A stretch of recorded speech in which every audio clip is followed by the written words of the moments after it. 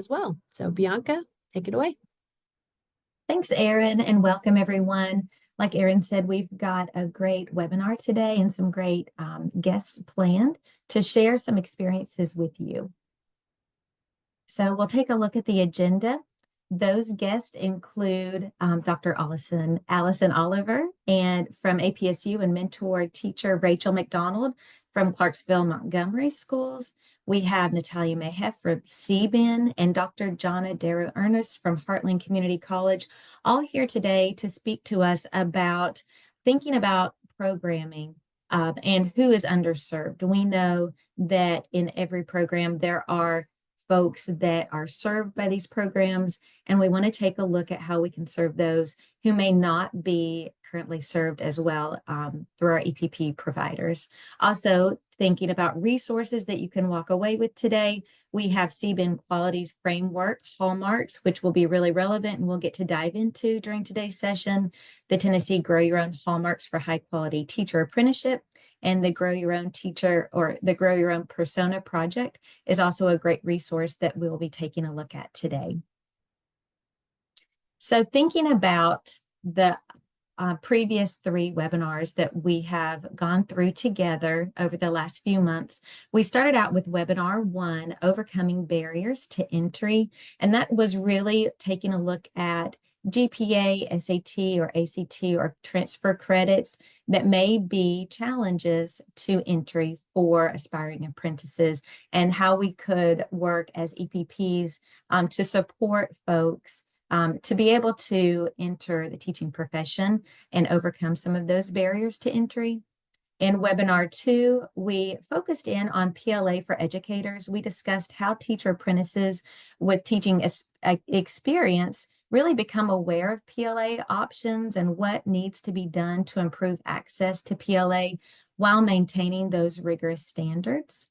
In webinar 3, we took a look at hands-on learning for teachers and discussed what has to happen for teacher apprentices to be able to practice concepts from coursework in their workplace settings, which we know is so valuable, and that's a really valuable aspect of teacher apprenticeship, and how those mentor teachers really are an integral part of a high-quality apprenticeship.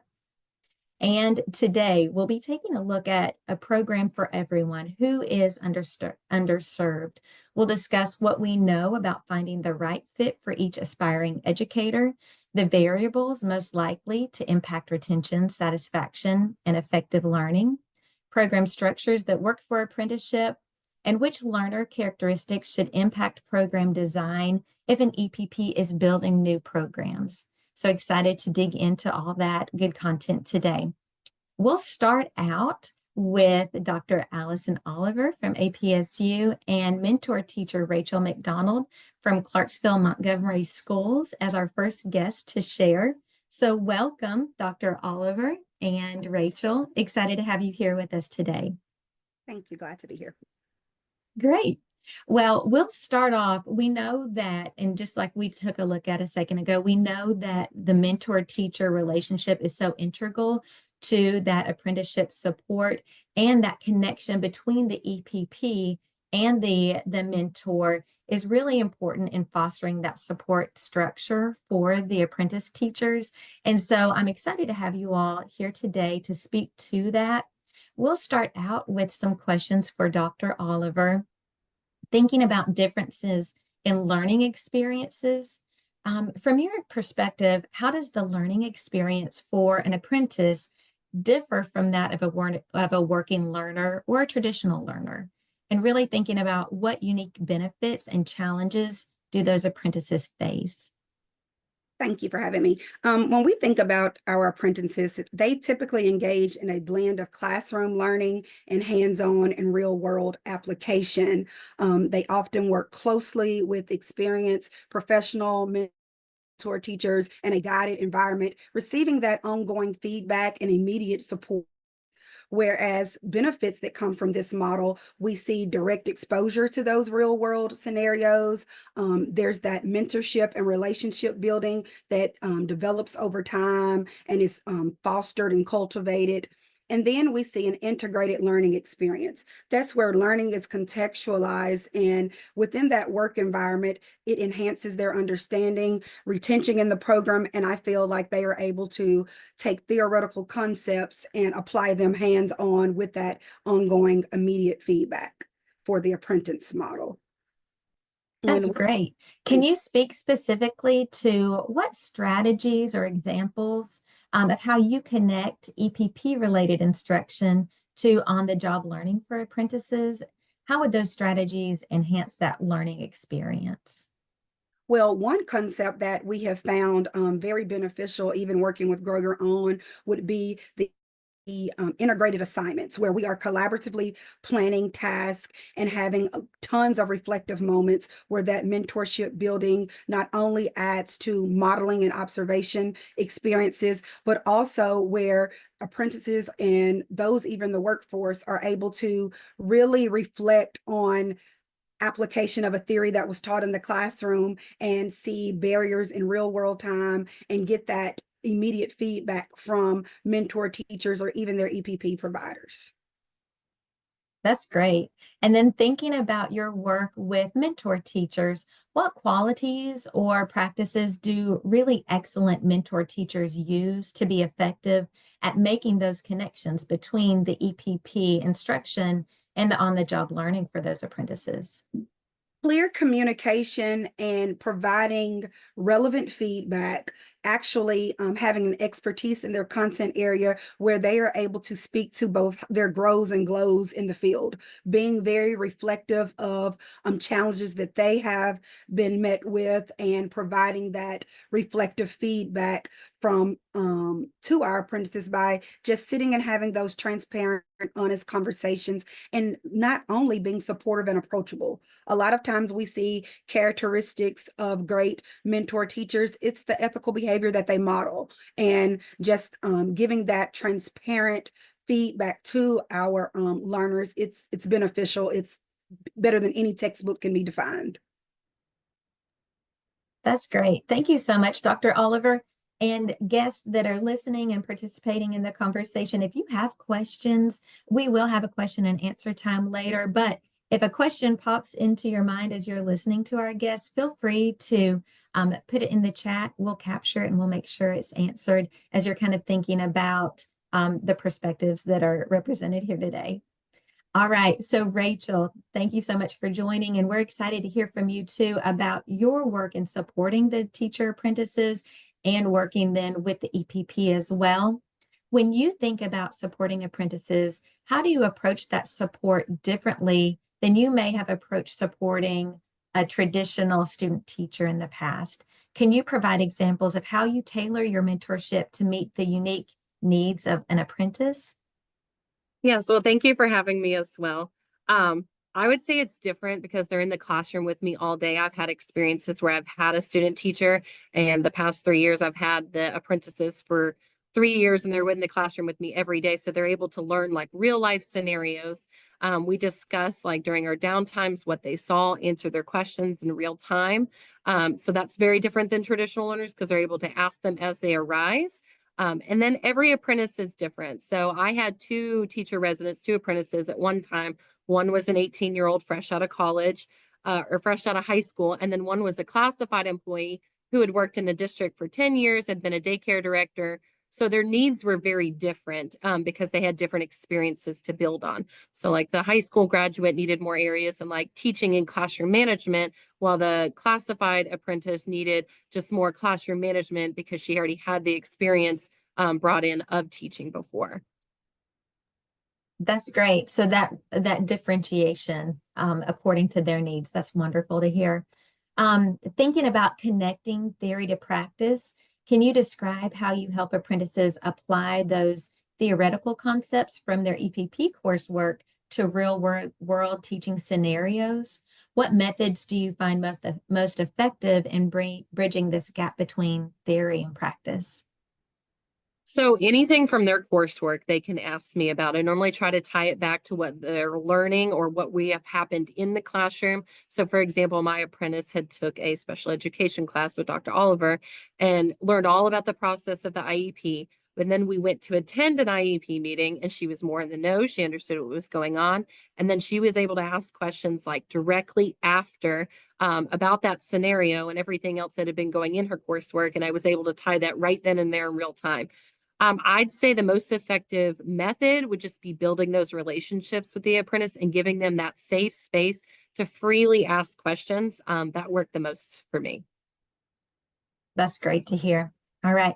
And then lastly, in your experience, what's the value of preparing apprentices to be educators within their own communities? How do you use these connections, like the relationships that you just spoke to benefit the apprentices in their level of readiness to become the teacher of record? So I believe the value is great for preparing them to be educators in their own community. Like my first year teaching, I felt lost because I didn't have that application piece that these apprentices are actually getting. Like it was a very short time compared to what they're getting. So my apprentice that I had last year, she was able to take over the classroom like mid-semester due to a teacher leaving, and she was ready because she had already had 2.5 years of experience, and she was able to apply all of her learning in her now own classroom setting. So it's hugely beneficial for her and their professional development because they have like 3 years of good, solid student teaching experience, 3 years to try out what works, what doesn't work, and learn that it can change from year to year based off the students in your classroom. So I feel like that's a big advantage that these teachers are going to have rather than a first-year teacher coming straight out of college. That's fabulous. Well, thank you so much for sharing about this important aspect of supporting teacher apprentices. That was really valuable, and we may have some questions for you in a few minutes in our question and answer time. Thanks, guys. All right. Next, we're going to transition over to hearing from Natalia Mejia. Natalia leads CBIN's overall instructional approach for clients around the country to ensure high-quality learning experiences around competency-based education. So welcome, Natalia. Thank you, Bianca. All And hi, right. everyone. Great. So we're thinking about every educator preparation program and how they work for some and then don't work for others. And thinking about who is missing from existing pathways. When we're thinking about that, can you speak to the CBIN quality framework hallmarks and which of those hallmarks speak to this topic of being really learner-centric for working learners? Yeah. Thank you, Bianca, for that's a great question. So for a little bit of context, the quality framework at CBIN was developed by a group of leading program designers and system administrators all over the country and with some international members as well. We have 8 elements of quality, but the ones that I highlight that pertain most to this topic are element 3 about coherent program and curriculum design, element 5 about intentionally designing engaging learning experiences, and also element 6, which talks about collaborative partnerships with external providers or external partners rather. And I highlight these because they really speak about understanding the learner first and knowing what their needs are, and then designing experiences that meet those needs. And when we're talking about meeting those needs, we're talking about not just the learning experience itself, but also all the wraparound support services that run around it, the assessments we develop, the competencies that we choose, and the communication methods, the accessibility standards that we provide for these learners. So we really want to develop programs that are inclusive and that are accessible to all the learners based on the needs that we have identified. And in element 6, I also bring it up because it's a very important component of our program design, which is really engaging with the community and the employers to really validate and define what is that content that the students are going to need and it's going to be relevant to them. And if we're thinking about working adults, like, for example, Rachel and Allison we're mentioning, we want to make sure that what we're teaching to them is going to be useful, applicable, relevant, and that we're not really duplicating efforts or making them go through content that they already know, or that it's not going to be directly applied to their current practice. So those will be the main elements that I will highlight. That's great. Thank you. What do we know about finding the right fit for each aspiring educator when we think about program elements? Yeah, so we consistently talk about competency-based education because this is what we do. In CBE, really, we're looking at time and location as flexible. So really, time is not a proxy for learning. We're thinking about maximizing time and tax and having flexible pace and location for students. And in doing so, then we do need to be very clear and transparent about the requirements that we're gonna be asking from students. So for example, if I'm a new student coming into a program, I want to know what is the workload expected for me to go through it. I want to know about what are the competencies that I'm gonna be developing throughout my program, and what is that I'm gonna be able to say that I can do and that I have demonstration for. And also want to know things like what is the timing of the program? Are there gonna be synchronous meetings, synchronous classes? When it's gonna take place, in what locations, what resources I'm gonna have access to, and what I'm gonna also to provide. And then in this sense, then once we have these program requirements that are communicated and transparent to the students, we also want everybody in the university system and the EPP to be aligned on those expectations and communicate cohesively to the learners what those requirements and expectations are, so that these help us reduce like frustration and also help students be more engaged and successful in the program. That's great. Yeah, I think that transparency in expectations is really important in apprentices, even signing up and registering for the right programs that are going to fit their needs. That's great. What are the variables most likely to impact retention, satisfaction, and effective learning from your perspective? Yeah, from my perspective, I will highlight three things in particular. One that I already talked about, which is consistency. Having a consistent learning experience, having help and support systems that the students know they can access at all times, and that the expectations are clear or transparent. I will also highlight that the instructor and the wraparound services that we create for these students are also key, because we are having students that come from different paths of life, that have different levels of experience, different backgrounds.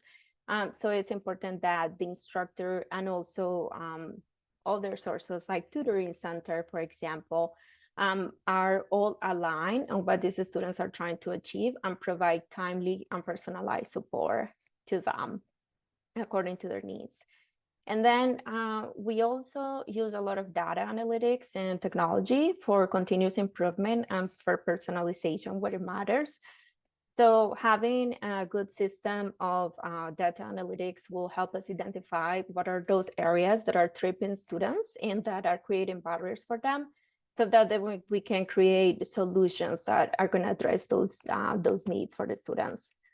So really making changes based on what we learn from the needs of the students. So it always comes to having the learner at the center and designing for their needs so they're successful.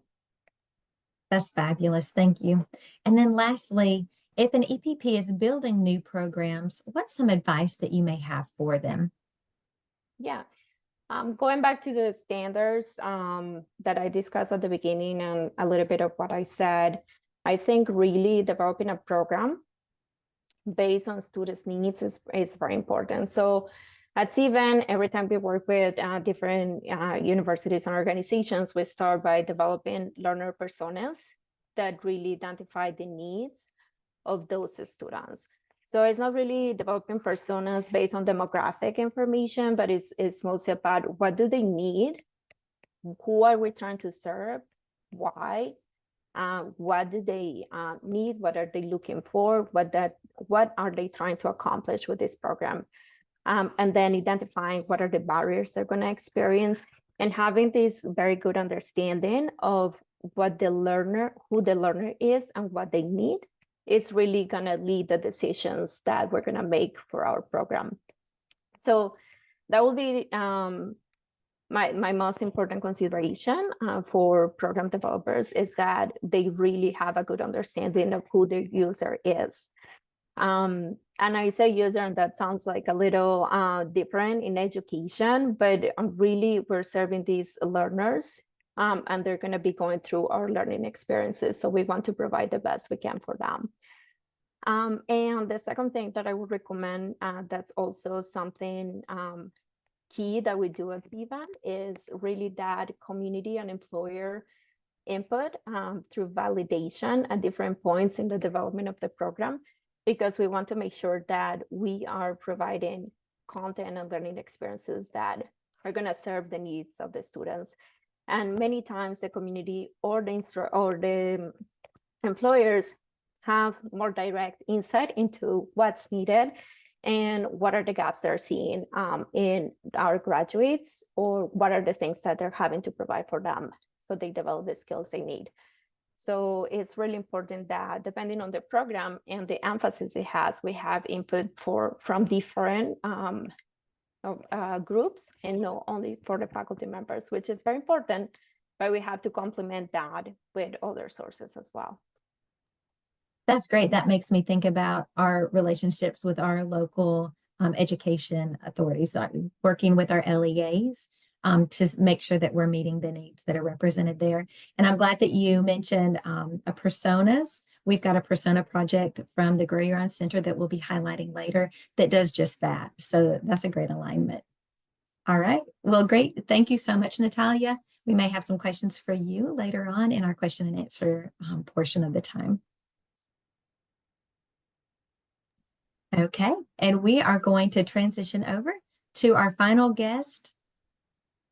We have Dr. Johnna Ernest from Heartland Community College. She is a returning guest. She shared with us during our first webinar, and we found it so beneficial. We wanted to have her back. She is a distinguished professor of early childhood education at Heartland Community College in Illinois, where she coordinates the college's education programs and is the director of cross-disciplinary competency-based pathways project. So welcome, Johnna.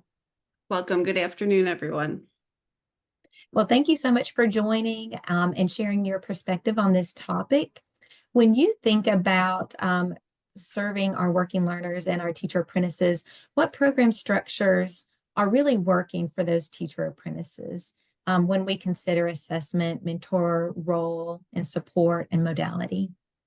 Yes, thank you. And assessment is certainly something I want to highlight throughout my responses. I think it's so incredibly critical. One thing I just want to mention is how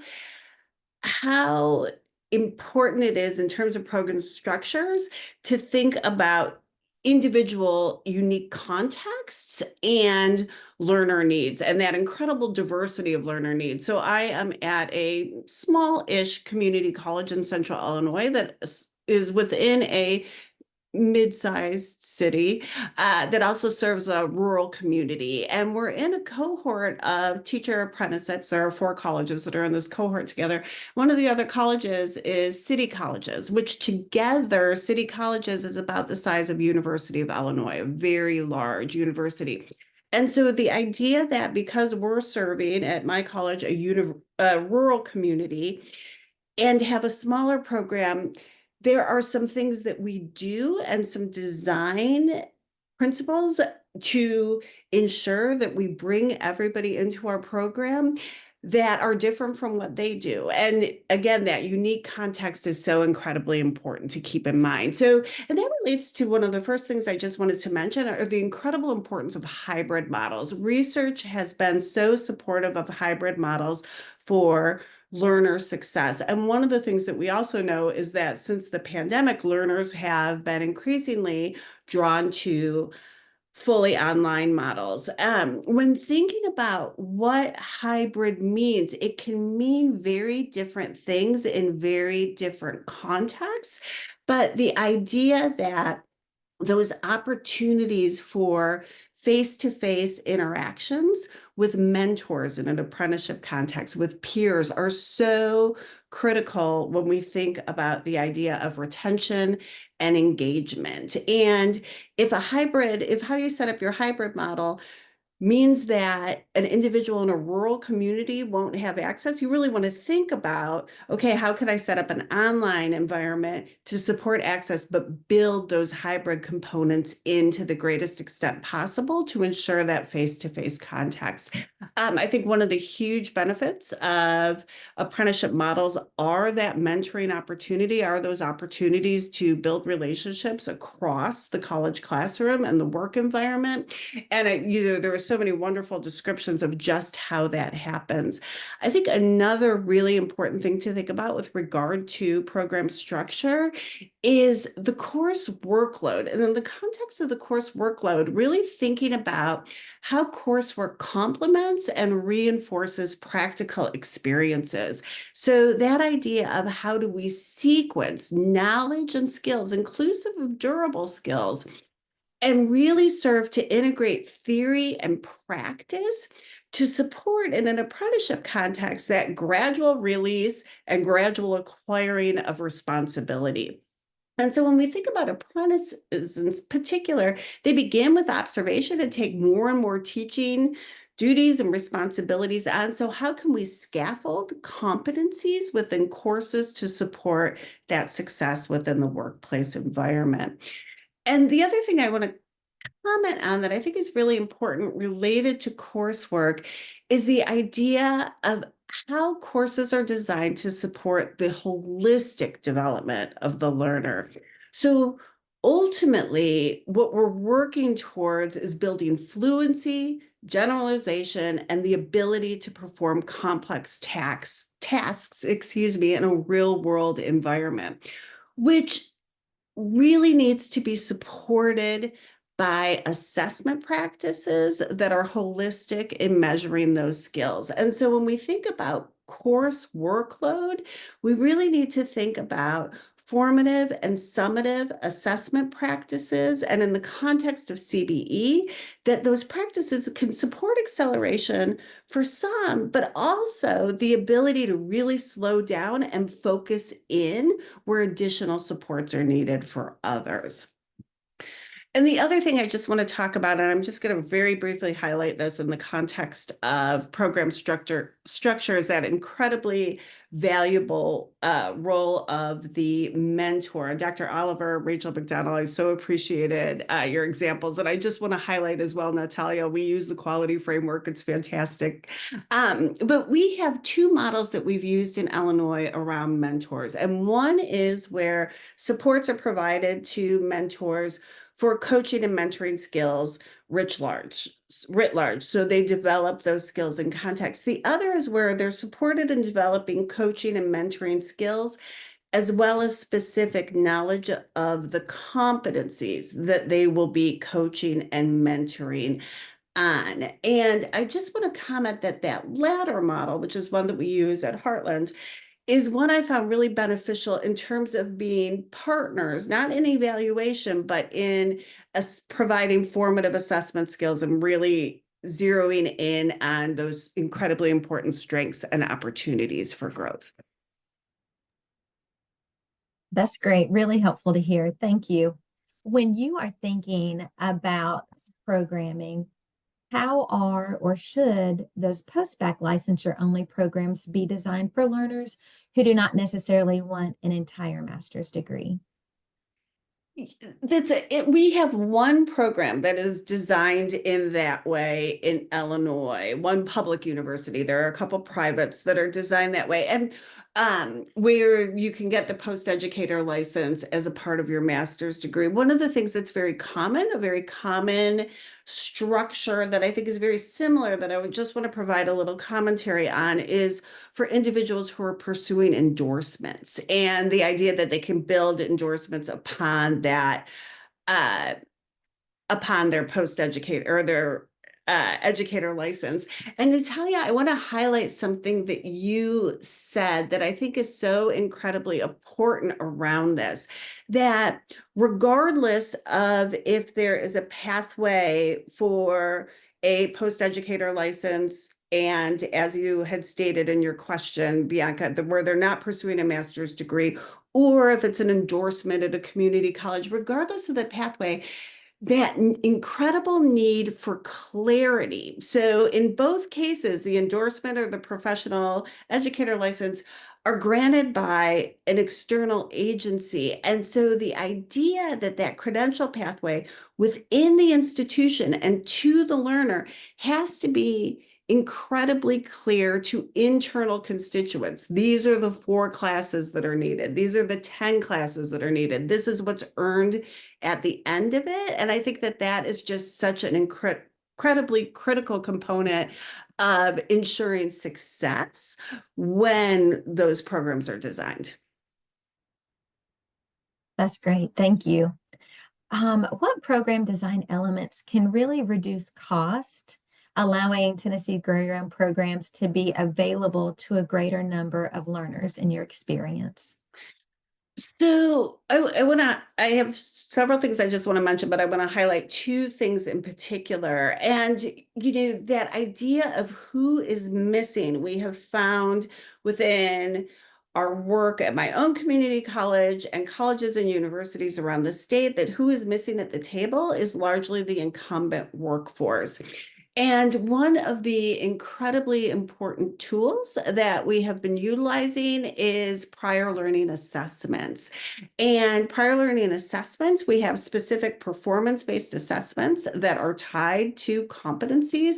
One thing I'll just mention is that we have a statewide agreed upon rubric that supports articulation and flexibility in assessment across the state. But what we've been able to do is assess learners' prior knowledge, skills, and experiences through these performance-based assessments. And for the incumbent workforce in particular, that has been an incredibly powerful tool to recognize what they know and are able to do and to individualize their pathways to college. Part of what has made that possible is that we have modularized our courses. And I know that not only is the word modularized an incredible mouthful, but it also means many different things across many different contexts. And in this context, what I'm speaking to specifically is taking a parent course that's 3 credit hours and specifically identifying the competencies and related learning outcomes and breaking them out by those that are tied to prior learning assessments. So a 3 credit hour course might become 3 1 credit hour courses. So when individuals come and take those prior learning assessments, should they be successful in passing, that there is somewhere for that credit to go. It's not going into an independent study where there might be a redundancy. It's going specifically into a course that leads to their overall learning pathway towards their credential and degree. Just a couple other things that I'll mention is the power of those customized learning plans. And again, when we think about what learners need, something that's individualized, specific to them, and flexible pacing. And Natalia, again, that's something you emphasized, the capacity to move through at their own pace, that it really serves to accommodate different learning styles and schedules. I also just briefly wanted to mention the incredible importance of technology-enhanced learning and thinking about the immediacy of learner needs. One of the things that we did during the pandemic that I think was incredibly helpful is, if a learner is doing their homework at 2 a.m., if they're in the online and learning environment and have a question at 2 a.m., they are not going to get a response from me. There is no way. But the idea that if we have built-in technology supports, if we can anticipate some of the very common things, and if we can have technology set up as much as possible to be responsive to some of those immediate questions, and then have those incredibly important face-to-face touch points or Zoom touch points to work things out that are a little meatier. That could be incredibly important as far as a responsive tool. And I just want to emphasize again, Natalia, this is something you mentioned, the importance of data analytics, learning what's working within your learning pathway, what you need to adapt. And I'll talk about a little bit more later how that data is so powerful in learning about your learners and what they need and how you can successfully individualize a pathway. That's great. Thank you. Could you speak to what you found about finding the right fit for each aspiring educator? Yeah, so I think starting with, what are they interested in? What are the overall goals? Just that idea of truly understanding the learner. And with that, ensuring that your program is aligned to not only external standards, external needs, but the diversity of learners in your programs. And that means a lot of different things. And I think that was mentioned in a lot of different ways. But the idea that we can support students in their progression and individualized pathway and provide appropriate supports as they negotiate their learning pathway. We can match students to programs if we've done appropriate assessment, and if we truly get to know the learner, we can match programs to who that learner is to thereby increase their success overall. And then there are always, of course, practical considerations like location and schedule that need to be taken into account when determining those factors. Fabulous. Thank you. And then lastly, if an EPP is building a new program, which learner characteristics do you feel should impact that program design? I think some of them, I've kind of grouped this into three categories. One is, who is the learner? What do they know? What are they able to do? So I've mentioned that the idea of prior knowledge and experience. And with that comes what do they need to be successful within the environment? What kinds of barriers to access might exist, be they financial, be they technological, be they knowledge about how to negotiate the environment, and thinking about things like providing training prior to entry, and all those kinds of things can be incredibly important. So in addition to who is the learner, what do they need to be successful? And one of the things that we think about a lot is the idea of universal design for learning. How can we design an environment that's most accessible? And how can we create a culturally responsive and inclusive environment that everyone sees themselves within? The last thing that I want to just really briefly highlight that I think is a little different from all the myriad of ideas that are out there is the idea of micro learning. So breaking down content into smaller, manageable chunks. And Natalia, you emphasized how individuals need to know how long they can spend on something. But if we break it down and if we communicate the amount of time individuals need to spend on something, that can really be beneficial in terms of supporting their ability to negotiate the environment based on time in their busy lives. All right. Thank you so much. That was really helpful. Great to hear your perspective. And we may have some questions for you in a moment from the group. So going back to our PowerPoint, we'll go and transition to a question and answer time now. We've gotten to hear perspectives from a lot of different folks, from our professor from APSU and mentor teacher from CBN, and then from Dr. Johnna Ernest. As you all heard these different perspectives about building programming and supporting teacher apprentices, what questions did you all have?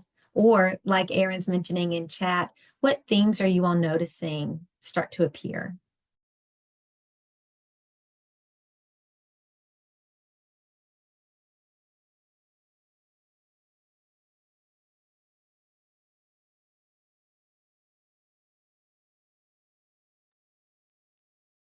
I definitely heard, like Aaron, that perspective of being learner-centered. And I heard Natalia mention this, which was a nice connection to working with our district leaders about really being data informed about the programs that we are building and providing, and making sure that we're meeting the needs of our districts, and then moving down to a smaller scale, making sure that then we're meeting the needs of those learners as they're in our programs. Exactly, Dr. Oliver, clear assessment and collaboration.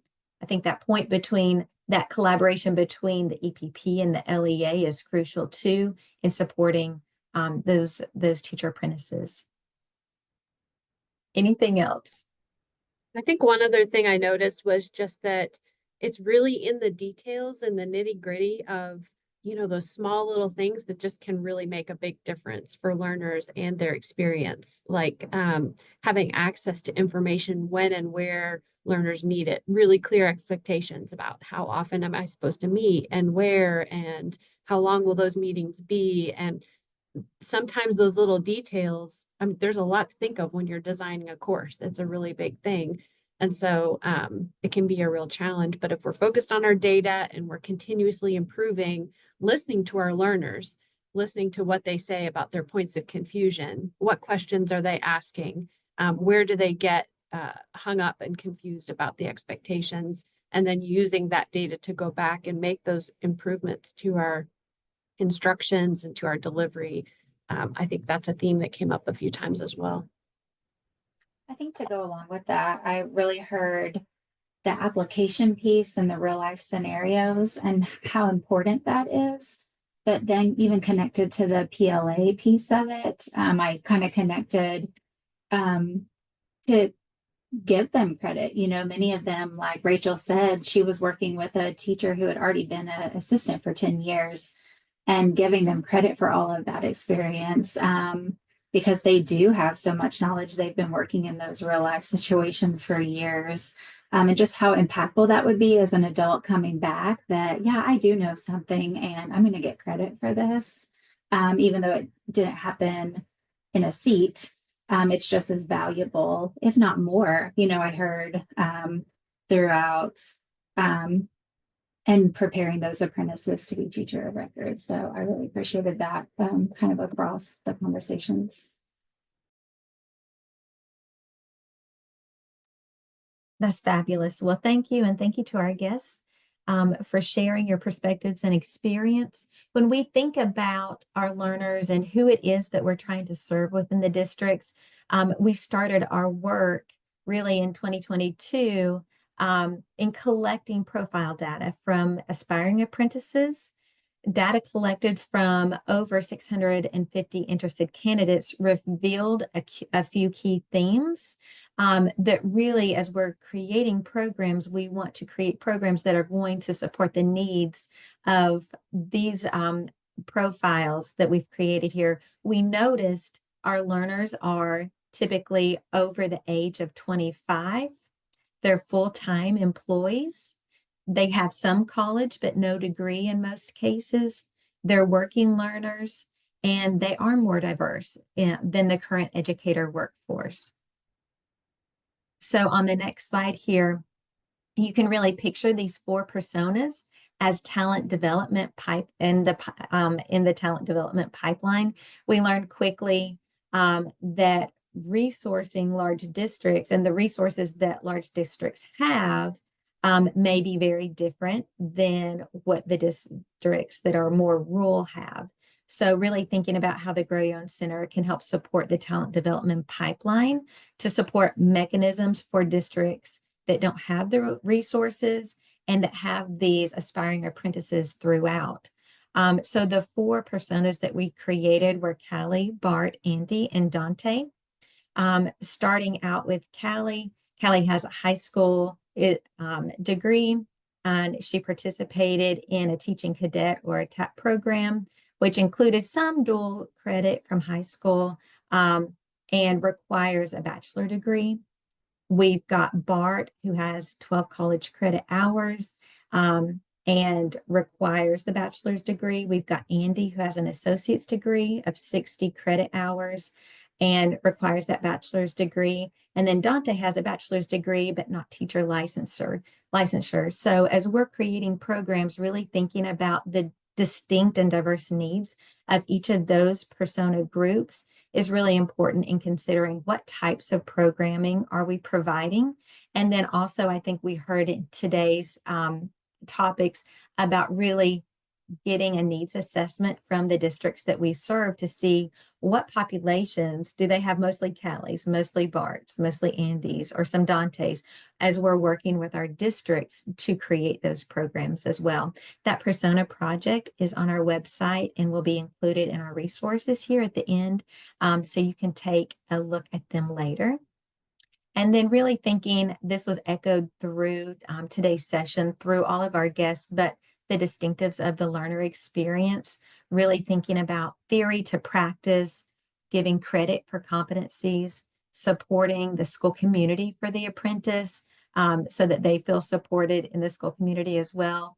Coursework that doesn't duplicate that on-the-job training, and on-the-job training that includes coaching from a skilled mentor. Mentors are equipped to coach mentees and providing supports for those mentors. And we want the logistics to be easy for these working learners, right? No friction to register for classes or submit assignments or take vacation. So those are components that are really central and needed to support those working learners as well. All right. So the resources that you will receive in our follow-up email include the CBN Quality Framework Hallmarks, the Tennessee Grow Your Own Hallmarks of High Quality Apprenticeship, the rubric, and the Grow Your Own Center Persona Project, so you can dig in and see more about the personas and what their distinct needs would be as you're creating programs. And then lastly, on our website, you can see the recordings for the previous 7 strategies webinars and a description of each, and that'll be linked for you as well. We thank you for your time today. Thank you for joining, and hope that you found this session really beneficial as you're considering supporting teacher apprentices through your programs. Thanks, everybody.